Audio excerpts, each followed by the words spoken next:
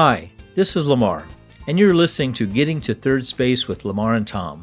A third space is a term that refers to a safe space for people to come together for respectful dialogue in a spirit of listening, sharing, and learning. In this podcast, we explore what it means to have third space conversations, and we try to model them. If you like what you hear in this podcast, please be sure to subscribe, share it, and of course, like it. The more people join us, the quicker we get to third space as a society.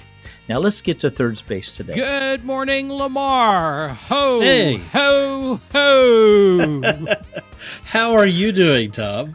Oh, pretty well. I was inspired by your shirt. You like my shirt? Yeah. Oh man, look at that. That's a cool Santa with a peace sign. I like that. Santa with the shades and a peace sign. Yeah. Yeah, and of course this is our Christmas podcast. That's right. This is the end of the year for us. Our family traditions, my family traditions are to celebrate Christmas, which we do on Christmas Eve. And my wife's is Navidad, which is, of course, is Christmas Eve as well. So, and you're Christmas folks, right? Yeah, Christmas is probably not as big as Thanksgiving in our household. Yep. So we get together whenever our family can. And this year we're getting together the Saturday after Christmas. We have, here's the reason why. So why? When my wife and I and the kids were really young, and we were in graduate school, and life is a family in graduate school is what it is, right? Right. Christmas was more of a stressful time for us than anything else. Yes. Because you had to drive cross country and the weather with the family, and and you were being in graduate school is not a big money maker at the time. No. So it was always kind of this stressful time, and then we would get back home. It was like everybody wanted your attention. Everyone wanted you for that Christmas Day. That was the big time. Right. We were there for a week, but it was Christmas Day everybody wanted. And so Carla and I had vowed that we're not going to do that to our family. So we tell them, please be with your in-laws as they schedule. We will find a time around that. Yeah, and that's what we've been doing. And sometimes on Christmas Day, Carla and I will go to hop a train here in town and outside of town and head down to New Mexico. We enjoy going to Santa Fe, having a great time there. This year, we've invited other people who in our same kind of situation over for a brunch. We have Christmas kind of different ways. We recently heard a term for parents whose children have kind of gone their own way, and they're called orphan parents. And we're kind of those orphan parents too. Yeah. And so we do our own thing. For the first time in many years, we put up a Christmas tree this year. Okay. Largely because we got a deal on it at Boscov's, which is a really great department store, and it was already pre-lit. That's nice. Yeah. Oh, thank God! So we set the thing up. We plugged in the lights, and you can actually change the lights so they flicker or they change colors or something like that. And we put on the steady white lights, and we go, wow, that's really pretty. And we decided not to even decorate it beyond that because it just looks so nice. Yeah. So we've got a tree up that's got white lights. It's the simplest tree trimming I think I've ever done. If all tree trimming had been like that, I would have done that years ago. But it was just really, really easy. So we done that. And then we have a tradition. We've kind of built our own tradition. Our thing is we go to the Messiah every year. And we've seen the Messiah in some really spectacular venues. We've been to the Kennedy Center. We have been to the BSO in Baltimore. We've been to Strathmore, where the BSO, Baltimore Symphony Orchestra, also performs. We've been to the U.S. Naval Academy to see it as well. In part because we have a friend whom you met at our wedding pre-party years ago. Okay. who's an opera singer, and yes. she performs oftentimes in the Messiah, doing the soprano piece. So we've gone to see Danielle perform a couple of different times in those venues. But this year, we thought we're new, we're local now to Frederick. What is the tradition in Frederick? And so the tradition in Frederick is everyone sings the Messiah. Now, I just want to say not everybody should sing the Messiah. Right. But in this case, everybody sings the Messiah. It's held at a beautiful theater, old theater, downtown Frederick. Features the Frederick Children's Chorus, and as well as a soloist and a wonderful orchestra. And we went to this, and it was pretty cool. About 12 or 14 times, they had the audience stand up, and you had the score in front of you, like I can still read a score, and and sing along, and in parts. And it actually, Clemency really had this observation about it that I thought was really interesting, and that is that it felt like you were surrounded in music. We were sitting about halfway down in the auditorium, and it just felt like you were surrounded by the Messiah, and that was really pretty cool. That's I have to say. So we really enjoyed that, and we also got a chance to walk along Carroll Creek, which is the creek that runs through Frederick. If people are familiar with San Antonio and the Riverwalk, Carroll Creek is very much like that. But what they do during the holiday time is they put different lighted boats out on the creek. With different themes. Like they had one that was a yellow submarine. They had another one that was a pirate ship, and smoke was coming up off of it. And it was just absolutely beautiful. In fact, when we edit this for video, I'll go ahead and put up some of those photos. But that's not the only photos I got, Lamar. What do you have, Tom? You know what I have? I have pictures of those goodies that came from Kansas. Yes. Ooh, the cinnamon rolls. And I am treating those cinnamon rolls like gold. I've had one so far. I'm plotting out what I'm going to have. You're a quarter of the way there. Yeah, but I just want to say that the pie you sent, the shoe fly pie, which is my wife's absolute favorite. I don't know if it's going to survive as long as the cinnamon rolls. Well, you know what? It's made to be eaten. And by the way, that pie, which for those who don't know, a shoe fly pie has a lot of molasses in it. Or I use sorghum, which is different. It's made from cane sorghum, and it's a very similar product, but it's not. It's a little bit lighter. But I got a half gallon of that from Iowa. Woo! From the old Threshers reunion, which is really? in Mount Pleasant, Iowa. Wow. And my brother, we used to go every year, and I think you maybe had that experience. Yeah. And my brother was there this year, and he said, "Do you need anything?" I said, "Yeah, I will take a half gallon of sorghum." So the pie you received is made from sorghum out of Mount Pleasant, Iowa. Well, I got to taste the shoe fly pie, but it cost me a sliver of a cinnamon roll. There's a little okay. This is part of the deal. Are you posting some pictures of the Springula? Yeah, yes, I am. So let me tell you about the Springula cookies that you sent us. Okay. You sent us I'll let you tell a little story about what they are, because for a lot of people won't know the story behind them. But you sent us a wonderful box, and inside the box was several Ziploc bags of these Springula cookies, which we've come to enjoy, that you send us every year. And so Carla and I, we divided the packets between us so that we each had our own, because we know how this goes. And I put mine in my special place, and my wife put hers in her special place. And I'm not monitoring her at all, but this morning, as I was having my coffee, I was just watching, and she walked over to my special place and pulled my cookie packet out and had one of my cookies. Oh. And I said, "So are you out of cookies?" And she goes, "Yes."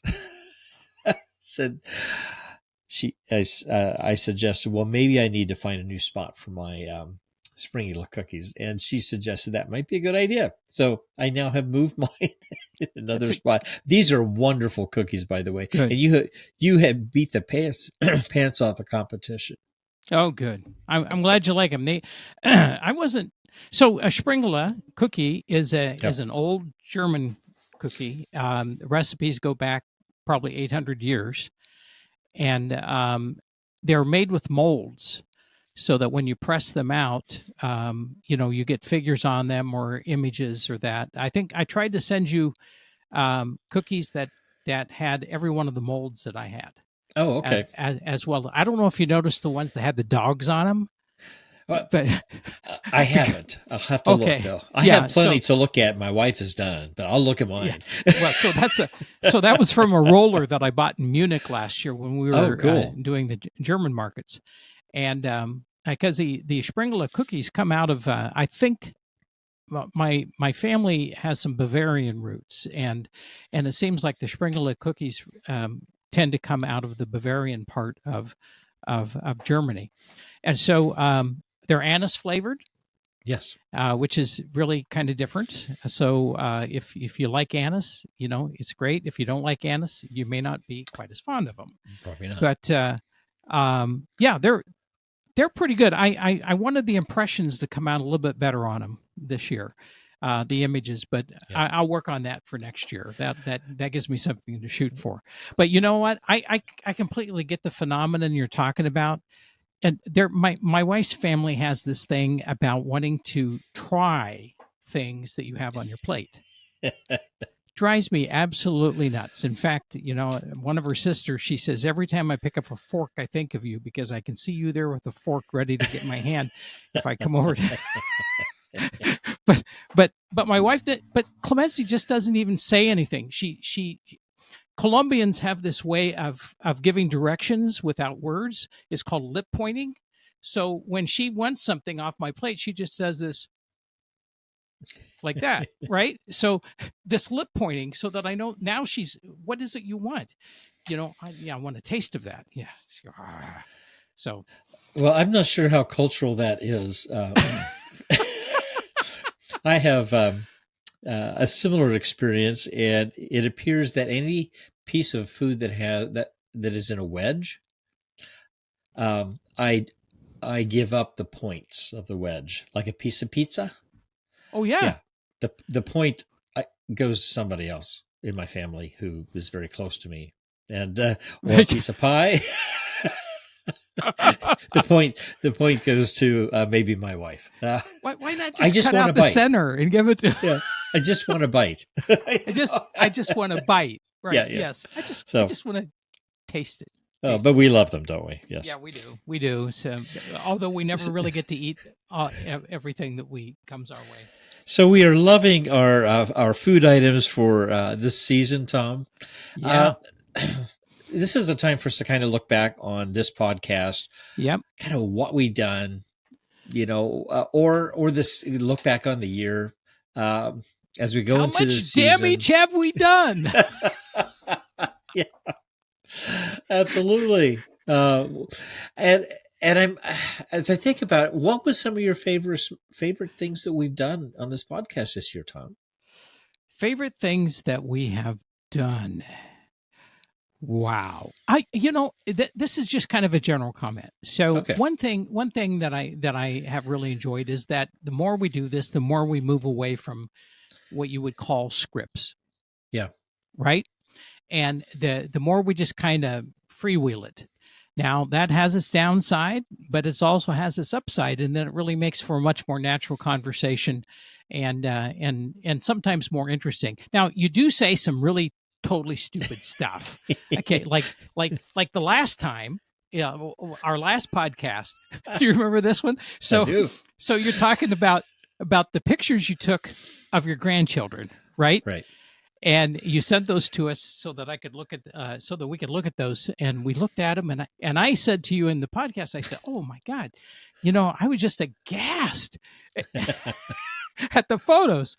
And that's not the word that I wanted to use to express that. It was like they were brilliant, they were beautiful. I loved the photos; they were really great. And so I open my mouth and what comes out but the word aghast.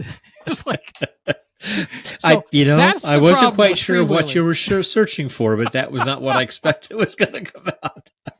Well, it's one of those moments you open your mouth and you go like, what? That was a stupid thing. I recently heard a comedian talking about, how sometimes we say the right thing at the wrong time or the wrong thing at the right time. And so that was a case of the wrong thing at the right time, but with a very different intent in mind. So that I thought those photos were beautiful. Yeah. And your grandkids are so darn cute. They are really, really sweet. Yeah. Well, thank you. But, and I had a great time. I had a wonderful time with them doing that photo shoot. Yeah. When I think back of this year, and something that I hope we continue to maybe weave in and out as we go through this next season, I have always enjoyed talking about some of the lighter things in the news, the lighter things in the country. I think about, we talked about the bear competition Fat up in bear Alaska, competition. bear competition.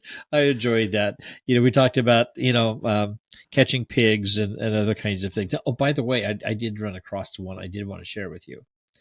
Did you know that I think it's in Hawaii that the oldest bird on record laid an egg? And this is not a joke. This is actually in the news. It's an albatross. 74-year-old albatross by the name of Wisdom.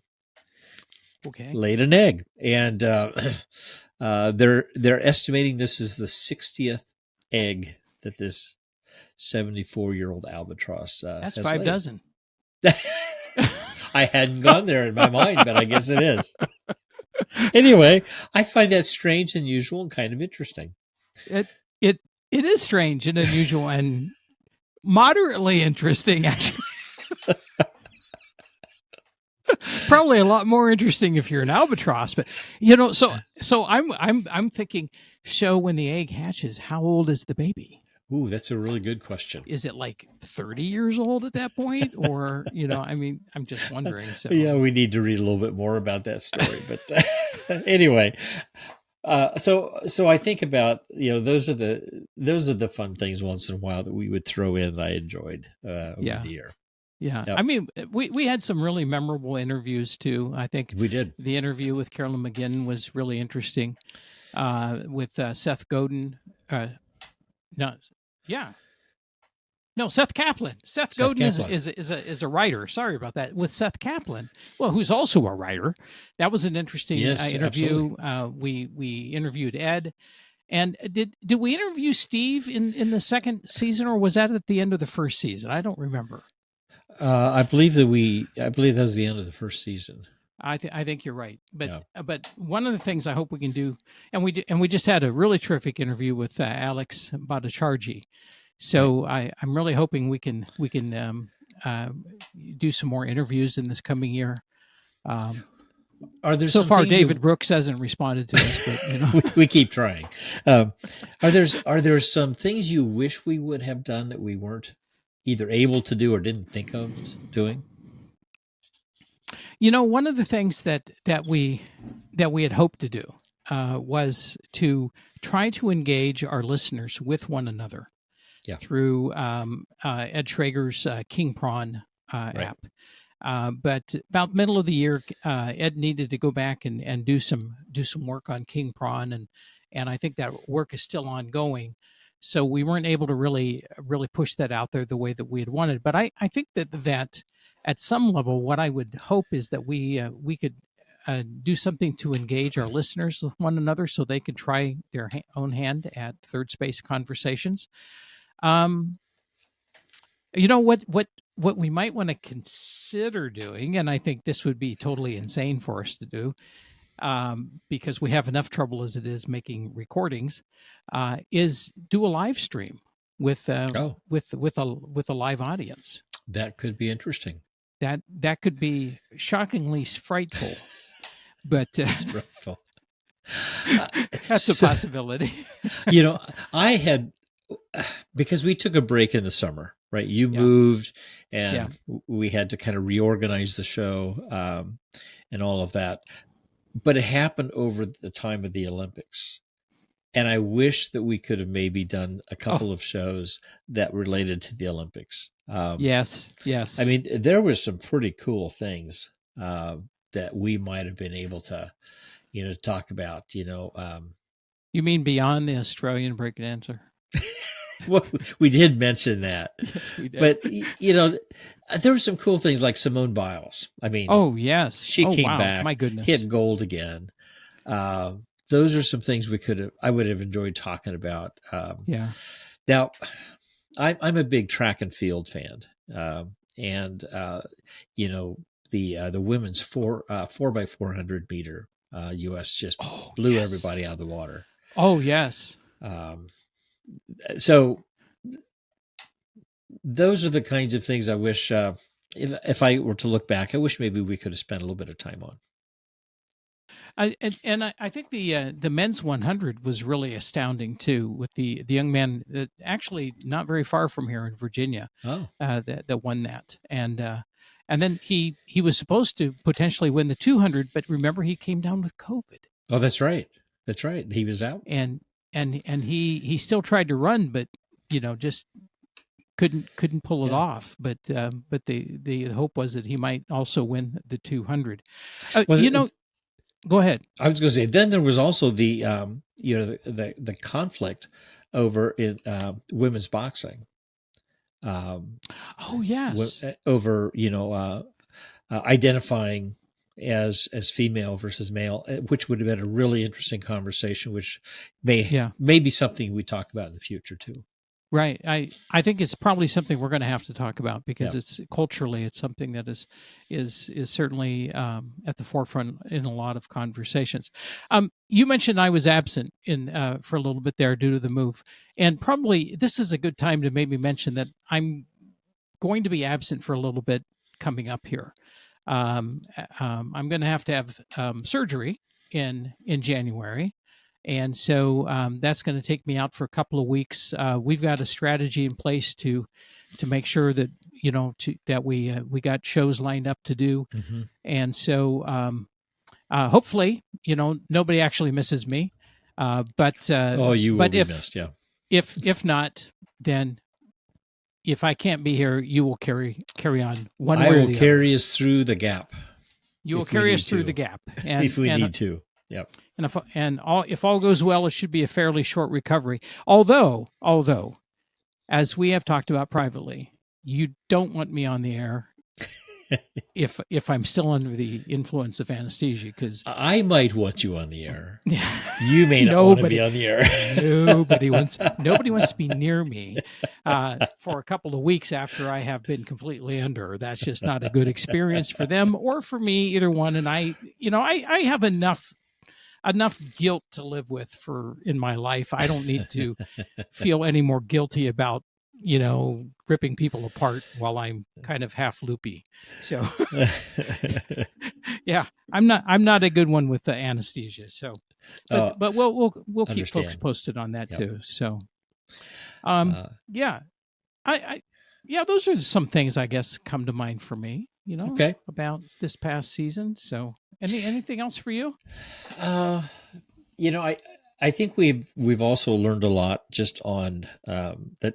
We're still learning on the technological side of doing a podcast. And, I had wished that I had never trusted Canon software. Canon, I get I love the Canon cameras, but the software interface between my cameras and my computer is, should I say, I think it's just an afterthought on their part. Yeah. So I have dumped that, and I've gone to the camera inside of my Apple computer. Yeah. So it seems to work just fine. But that was a big headache. And I'm still struggling with some lighting issues in my new studio office. Yeah. I love the hats, by the way. You know. Oh, the hats are working really well. It's just the rest of it is just not coming together the way I would like. But we're slowly getting there, Yep. and we are slowly getting there. Yeah. Speaking of slowly getting there, what are we gonna do about Congress? Well, I'm not sure there's much I can do for another 2 years. Yeah. But other than be vocal and say, hey, you know what? Let's keep this thing running first of all, and I think both you and I are both saying I'm so tired of partisanship, and it. Yeah. Unfortunately, that's the language we're continuing to hear, and unfortunately, Tom, I'm hearing it from both sides. That's what really ticks me off more than anything else. Yeah. Is like, and let's get past this because you're there's stuff we need to have happen. Yeah. Well, and to give some context, about what we're talking about is this is the week before December 25th or Christmas. And 2 days ago, it was announced that Congress had worked out a deal for a continuing resolution on the budget that would carry everything until March, at which point there's a new administration and they can go to work on their budget thing. A bipartisan deal. A bipartisan deal. And then yesterday, the president-elect, who is not yet the president, and an unelected billionaire decided that they would throw a monkey into the wrench. Right? Yeah, I know. Monkey into the wrench. Okay. I know. That's a really stupid expression. But they decided that they wanted to put pressure on the Republican Congress not to do a deal. And so now we are recording this at a point that is about 3 days from a possible government shutdown, and they're having trouble pulling it together. And I'm really frustrated by that. I'm really frustrated. At one level, I want to say, folks, did you expect anything different, than what we had previously under the Trump administration? This just says we're going to get more of the same. Can you be disruptive without being destructive? I got no problem with people being disruptive, but let's not be destructive in the process. And it feels like there's a lot of destruction that's going on right now. And I would prefer to when Mr. Trump comes in and he's sworn in as the 47th president, at that point, if he wants to tackle the budget issues, that's fine. But right now, stay out of it. This is not your time. This is not your place. And same thing to Elon Musk.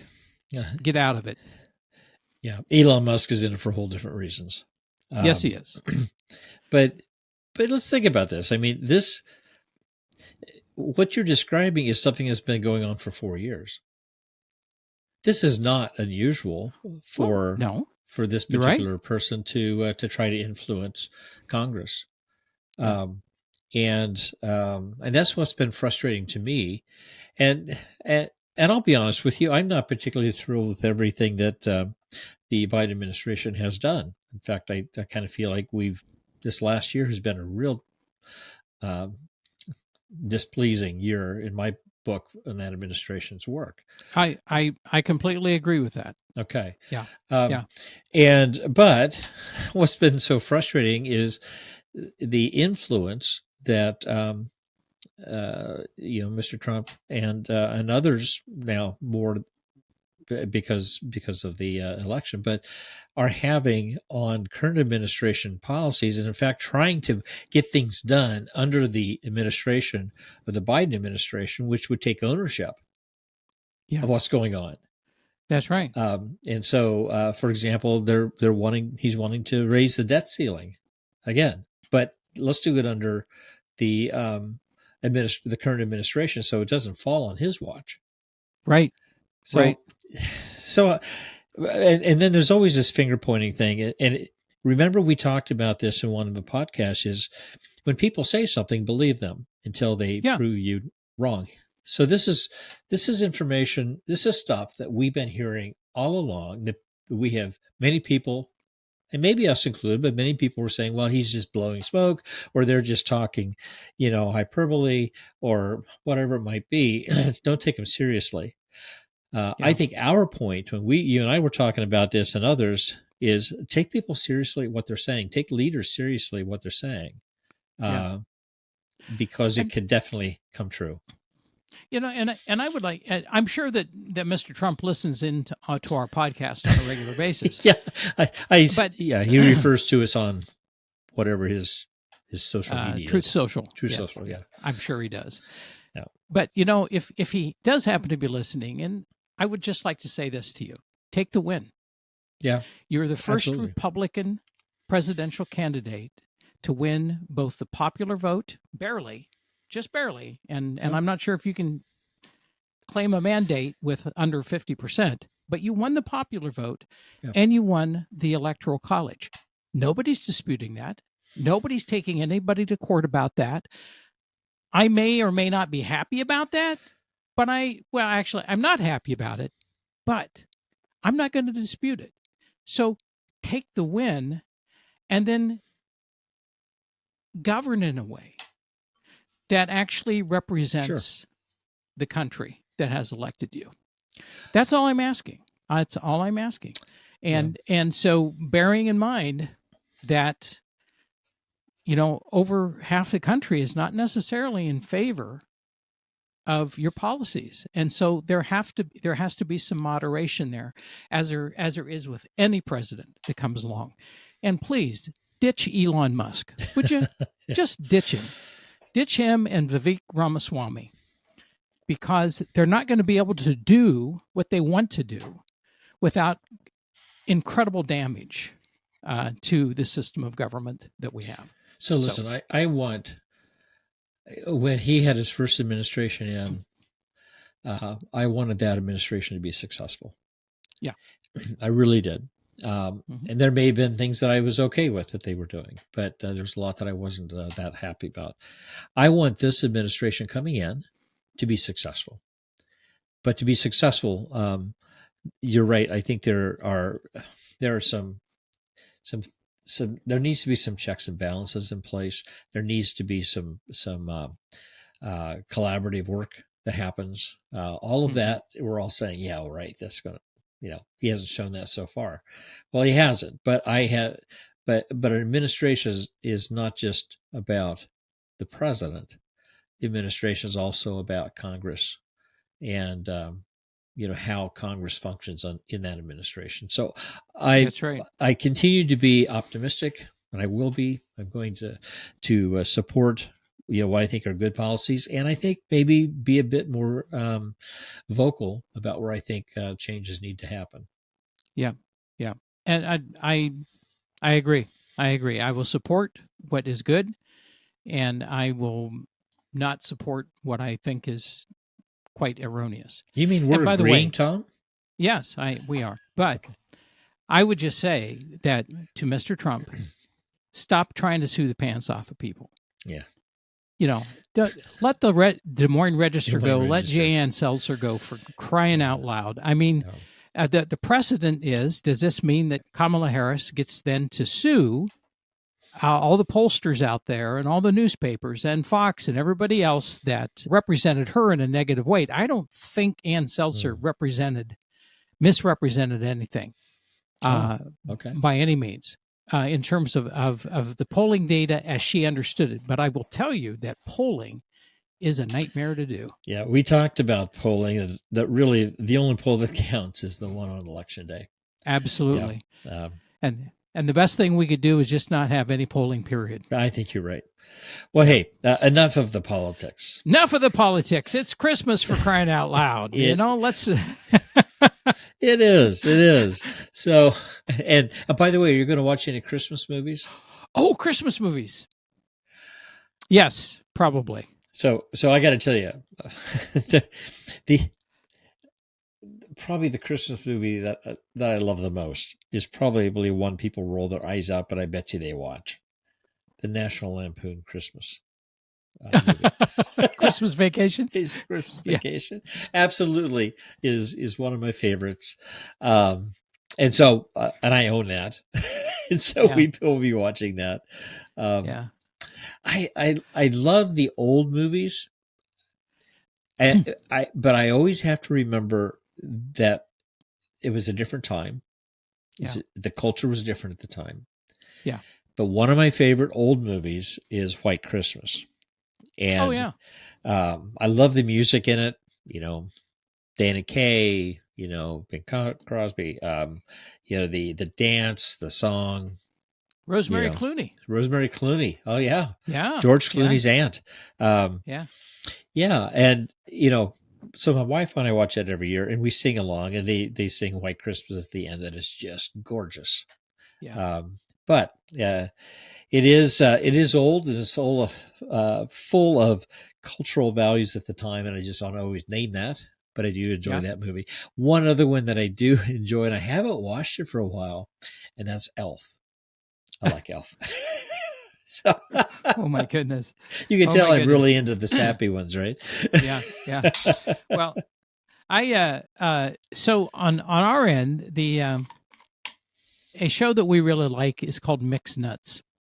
Oh, yes. And it's got Steve Martin in it, and this wonderful funny cast, and everything happens on Christmas Eve, and it's a really quirky, odd Christmas show, but we really like it.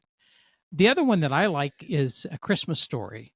Oh yeah, right. Yeah, I mean, it's a perennial favorite, has become, since it came out, and probably, the funniest scenes from that are the father. He's the most furious furnace fighter in northern Indiana, and you hear these nonsensical swear words coming up from the basement, and it's as he's fighting the furnace and trying to get it to go. But recently we found one that I really like. It's called Klaus, strangely enough, and it's a different take. It's a cartoon, and it's a different take on the Christmas story. And in this case, Santa Claus is played by J.K. Simmons. I think that's his name, J.K. Simmons, an actor, and he's voiced by Simmons. And it's the story of how the tradition of Santa Claus and gift giving came along. It just so happened that the pronunciation of the character's name was Klaus. But it's a sweet film, very funny film, and a lot of fun to watch. So those are the three that we hang out with.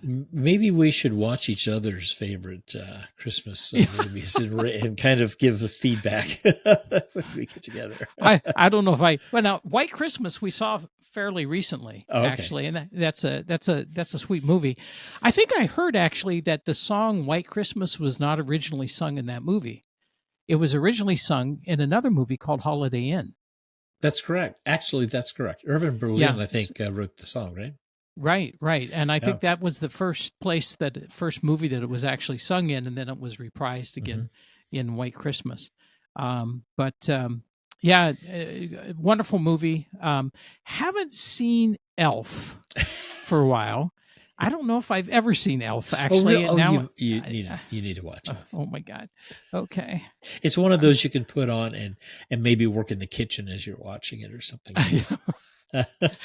I'm just not sure how I feel about the lead character and the lead actor in that one. But then I haven't he's seen bigger Christmas... than the rest in that movie. Yeah. Yeah. I haven't seen Christmas Vacation in a while. Okay. And I need to do that. What I do remember is the scene with the cat under the tree. Yeah. So, yeah. Oh my gosh. So a lot of things have happened this year. We've been through a number of topics and characters, but there's someone who has passed on that you and I have had experience with that we felt like we wanted to just identify and talk a little bit about. and some of the people listening may have known Tony. Yeah, that's but right. do you want to go ahead and introduce Tony? And Sure. You've had actually closer contact with him than I have over the years. Yeah. Well, Tony Campolo passed away November 19th after an extended illness, I guess you could say. Mm-hmm. He had a couple of strokes along the way. Tony was a sociologist. He was a minister within the American Baptist tradition. He was at Eastern University, where I earned my PhD and where I've also been an adjunct as well. And Tony Campolo came to light for me back in 1982 when I went to the National Youth Workers Convention in Dallas, Texas, and he was the keynote speaker. That was my introduction to Tony. And what was unique is that here was a person with an evangelical theology that was combined with a social justice perspective on how we live out our lives. That didn't always set well with folks, and it got him into some trouble here and there. Mm-hmm. But he and his writings actually made a pretty profound difference in my life. Tony was very popular among evangelical Christians for a long time, until I think there was that point where some of his social justice perspective was called into question by other evangelicals, and in fact, there was a point at which they had a heresy trial for him in Los Angeles, California, which he was not convicted of anything, but it was, I would say, it was pretty damaging and hurtful to him and his family. Tony had a unique relationship with Quakers, and at that time I was working very much with Quakers in Iowa, and Tony regularly spoke to groups of young friends or young Quakers in national conferences and in international conferences. And so I got to work with Tony quite a bit. I got to see him a few times at Eastern University. He retired actually the first year of my doctoral studies. And so I missed by this much having a class with him, which I was really looking forward to. But I did see him at other points and got to spend some time with he and his wife, Peggy. And I would just say that the influence that Tony had on me was really through books that he wrote. And one in particular, in fact, I'm going to drop it into the show notes for this. It was called A Reasonable Faith. It also happened to be the book that got him in big trouble with other evangelicals. But for me, what it did is it gave me a different way of seeing faith and experiencing faith. And I would go so far as to say that book actually saved me from what I now know would call Christian nationalism, which we have seen a real resurgence of in the last few years. And for that reason, that book and Tony's work were really powerful, in my life.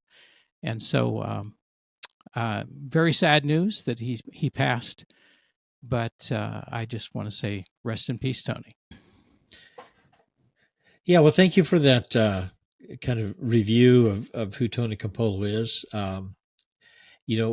I was also introduced to Tony by the same book you were, which Reasonable Faith Responding to Secularism, I think is the complete title, from the early 80s, and just had, a profound impact on my thinking at the time.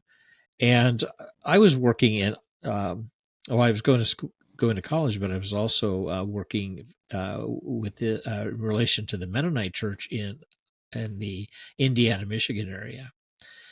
And Tony actually came to one of our large group meetings, and my wife and I were providing the music ahead of time, and he was late showing up, and so we were getting this message, from extend your music, keep going. So we did. And finally I see Tony Campolo in the wings, and they invite us over. And so we get off stage and we meet up with Tony Campolo, and he's sweating profusely, which was one of his things anyway. Gave us both big hugs, and was just talking to us a little bit. And then he says, I got to get on stage. He goes, but I've got the flu and I don't feel really well. And I'm sitting there. Okay, well, if I got anything from Tony Campolo, it would certainly be the flu. Be the flu. But he was quite a dynamic speaker and presenter and writer, and he will be missed for sure. So most definitely. I mean, it's rare that you find somebody that is able to find an integration of their faith with science of such as sociology. Right. And he was such an incredible thinker, and the ability to kind of pull those two threads together. We loved him. The Quakers loved him. They still love him. In fact, he spoke at a lot of youth events and a lot of events with the Religious Society of Friends. Even here in Maryland, where we live now, we attend an unprogrammed Friends meeting, which means that there's no pastor, right? And so, and Tony, out of this tremendous pastoral tradition, was so deeply loved by so many friends that even when he passed last month, among unprogrammed friends here, there was a real recognition that of what he meant to them, and remembrance of the times that he spoke to unprogrammed friends. So a real loss. Absolutely, but his books live on. We'd encourage anyone to pick up those books and have a read. Still very relevant.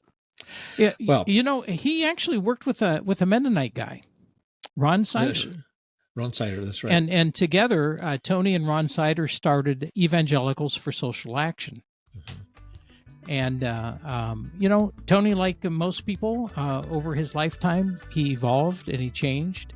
His views changed on some things, sure. And that's just what it means to grow and develop as a person. Absolutely, like we all ought to be doing, and that's right. Yeah.